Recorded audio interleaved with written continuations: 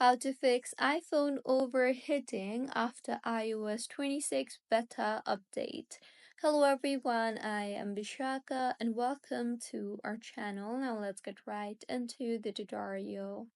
The first fix is to check battery usage stats.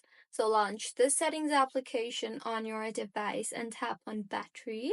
Here, scroll down to see the battery uses by app chart.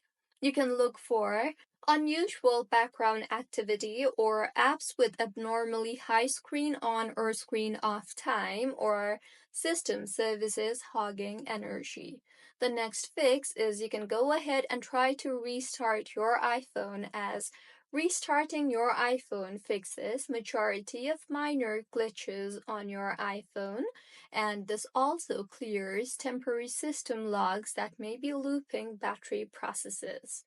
Next, launch the Settings application on your device and tap on General and then on Software Update. Go ahead and update your device if the device requires any new update. Also, in General again, tap on Background App Refresh and then set it to off, or you can also set it to Wi-Fi only. Or you can selectively turn off for apps like Facebook, Instagram, Gmail, or TikTok.